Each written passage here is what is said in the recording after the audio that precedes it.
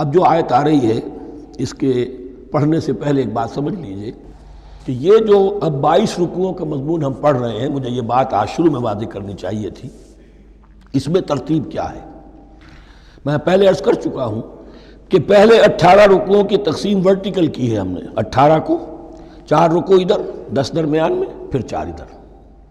یہاں اب چلے گی ہاریزونٹل تقسیم، افقی تقسیم، اور اس کی بھی شکل کیا ہے کہ 4 مضامین ہیں کہ جو تانے بانے کے ساتھ بنے ہوئے ہیں، یا 4 لڑیاں ہیں مضمون کی کہ جن کو بٹ کر رسی بنا دیا گیا۔ وہ 4 مضامین کیا ہیں؟ مسلمانوں سے خطاب میں ان کے لیے عبادات اور احکام اور شرائع، یہ واجب ہے، یہ کرنا ہے، یہ حلال ہے، یہ حرام ہے، نماز فرض ہے، روزہ فرض ہے، وغیرہ وغیرہ۔ اور 2 لڑیاں جہاد، جہاد بالمال، جہاد بالنفس۔ جہاد بالنفس کی آخری انتہا قتال ہے، جہاں انسان نقد جان ہاتھ پر رکھ کر، ہتھیلی پر رکھ کر میدان میں حاضر ہو جاتا ہے۔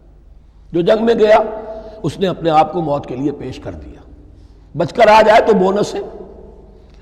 اس اعتبار سے یہ 4 جڑیں ہیں۔ شریعت کو 2 حصوں میں تقسیم کیجئے، عبادات اور پھر بقیہ احکام شریعت، معاملات، جن میں خاص طور پر شوہر اور بیوی کا تعلق جو ہے وہ سب سے اہم ہے۔ لہذا اس صورت میں آپ دیکھیں گے تفصیلی احکام آئیں گے آئلی قوانین کے ضمن میں۔ دوسری طرف جہاد بالمال یعنی انفاق، اللہ کی راہ میں خرچ کرنا، اور جہاد بالنفس جس کی آخری منزل قتال۔ اب یہ 4 لڑیاں اس طرح سے ہیں، فرض کیجئے ایک لال لڑی ہے، ایک پیلی ہے، ایک نیلی ہے، ایک ہری ہے، ان کو بٹ دیا گیا ہے۔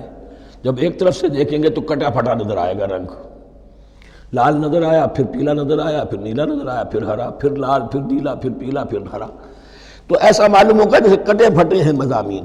لڑیاں کھول دیجئے، معلوم ہوگا ایک لڑی وہ بھی بڑی مسلسل ہے، جہاد بالمال کی، ایک لڑی ہے جہاد بالنفس یعنی قتال کی، ایک لڑی ہے جو عبادات کی، ایک لڑی ہے معاملات کی اور شریعت کے احکام کی۔ یہ 4 لڑیاں، اور یہ تانے بانے کی طرح بنی ہوئی ہیں، لیکن اسی بنتی میں بہت بڑے حسین پھول موجود ہیں۔ طویل آیات اور طویل آیات، عظیم ترین آیات قرآن مجید کی، ان میں سے اب ایک آیت یہاں آ رہی ہے۔ اس کو میں نے عنوان دیا ہے آیت الآیات۔ ان فی خلق السماوات والارض واختلاف اللیل والنہار والفلک التی تجری فی البحر بما ينفع الناس وما انزل الله من السماء من ماء فاحیا به الارض بعد موتها وبث فيها من كل دابة وتصريف الرياح والسحاب المسخر بين السماء والارض لآیات لقوم یعقلون۔ اتنے فینومینا آف نیچر کسی ایک آیت میں جمع نہیں ہے قرآن۔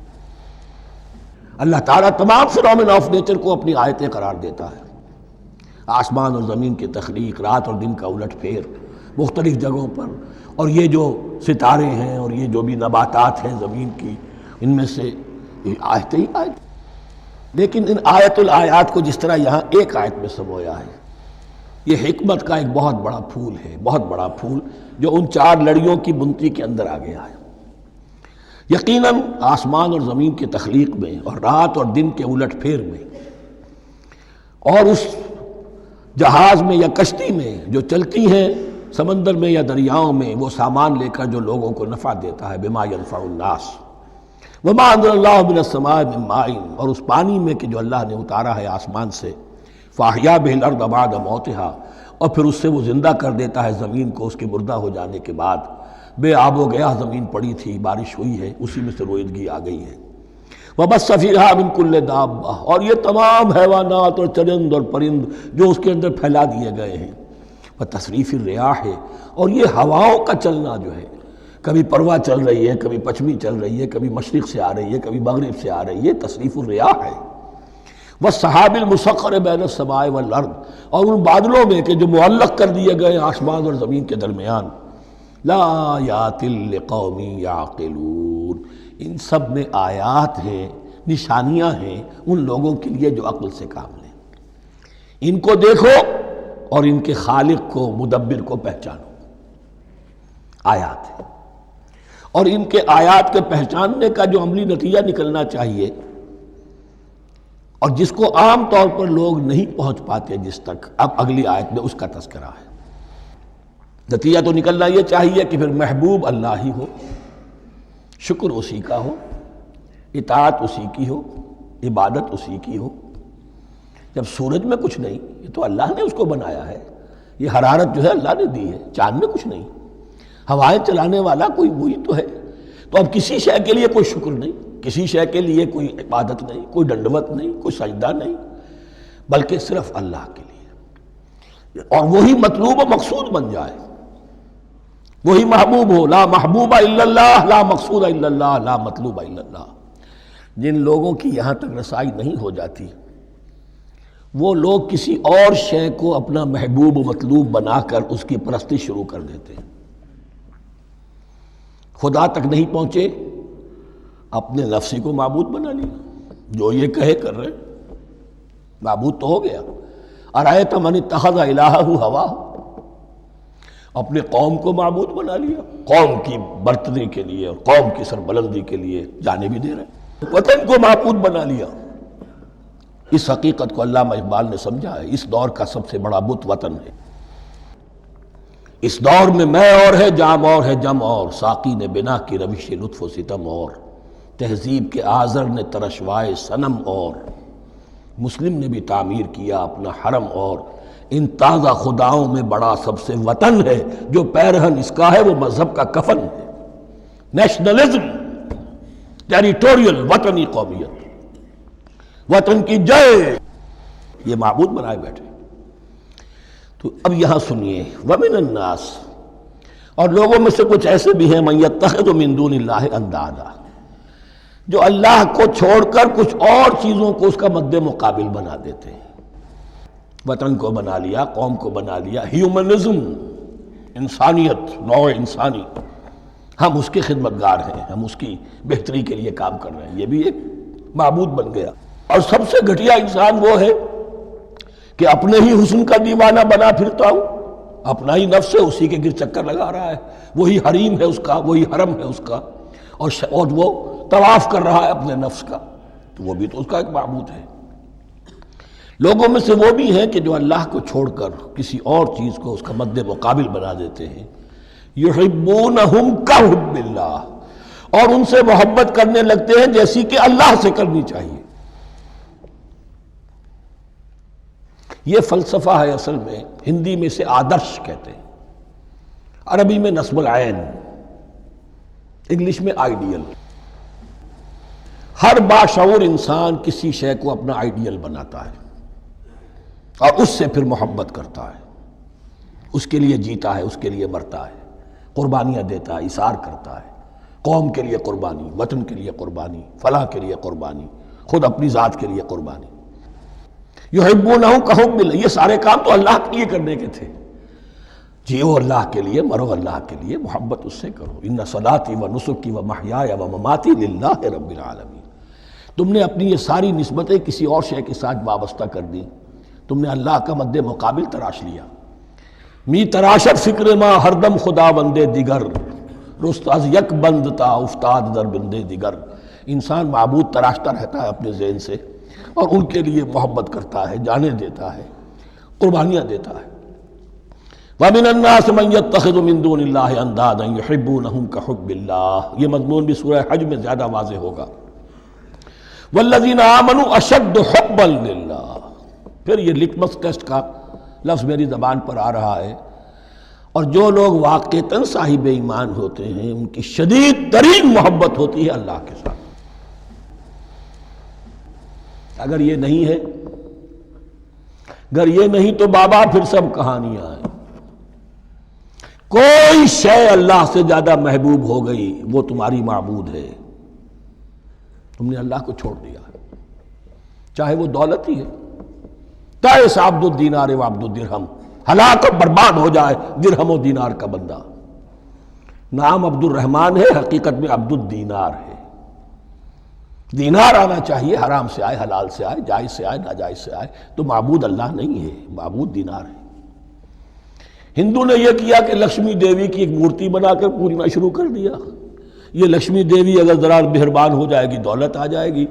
ہم نے کہا ہٹاؤ اس درمیان کے لنک کو، سیدھے ہی دولت کو کیوں نہ پوجو، پیٹرو ڈالر کو پوجو، ڈالر کو پوجو، ترک وطن کرو، ماں باپ کو چھوڑو یہاں سے سکتا ہوا کہ مر رہے ہیں اور کوئی ان کا بیٹا ان کی بیٹی ان کے پاس نہیں، کس لیے؟ ڈالر۔ کون معبود ہوا؟ وَمِنَ النَّاسِ مَن يَتَّخِذُ مِن دُونِ اللَّهِ أَندَادًا يُحِبُّونَهُمْ كَحُبِّ اللَّهِ وَالَّذِينَ آمَنُوا أَشَدُّ حُبًّا لِلَّهِ وَلَوْ يَرَى الَّذِينَ ظَلَمُوا إِذْ يَرَوْنَ الْعَذَابَ أَنَّ الْقُوَّةَ لِلَّهِ جَمِيعًا۔ اور کاش کہ دیکھ لیتے یہ لوگ جو اس شرک میں اور اس گناہ میں مبتلا ہیں، ظلم شرک کے معنی، جب وہ دیکھیں گے عذاب کو اور یہ بات واضح ہو جائے گی کہ قوت تو ساری کی ساری اللہ کے ہاتھ میں ہے، کسی کے پاس کچھ نہیں، وَأَنَّ اللَّهَ شَدِيدُ الْعِقَابِ، اور یہ کہ اللہ سزا شدید العذاب، اللہ سزا دینے میں بہت سخت ہے۔ اس وقت آنکھ کھلے گی تو فائدہ کیا ہوگا؟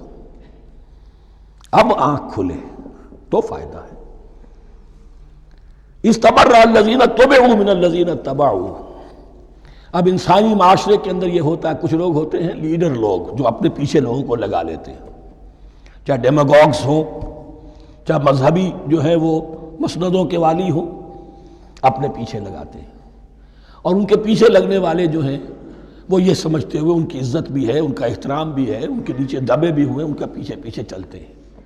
قیامت کے دن وہ تبرہ کریں گے، ان تم نے ہمیں مروایا، ہم تمہاری پیروی کرتے رہے، ہم نے سمجھا تم جو کہہ رہے ہو وہ ٹھیک ہے، ہم نے تمہیں اپنا لیڈر مانا۔ اب وہ اعلان برات کریں گے، اللہ ہمارا ان سے کوئی تعلق نہیں۔ استبرأ الذین اتبعوا، اور اس کے جواب میں پھر وہ کریں گے ہمارا تم سے کوئی تعلق نہیں۔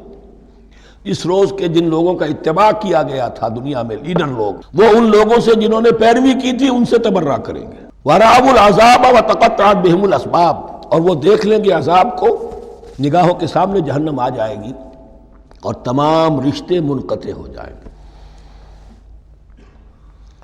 یوم یفر المرء من اخیہ وامہ وابیہ وصاحبتہ وبنیہ لکل امرئ منہم یومئذ شأن یغنیہ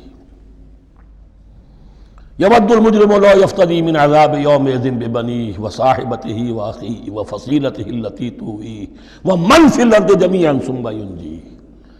ہر انسان چاہے گا میرے باپ کو، بیٹے کو، بھائی کو، ماں کو، بیوی کو، اولاد کو، تمام انسانوں کو جھونک دو جہنم میں، خدا کے لیے کسی طرح مجھے بچا لو۔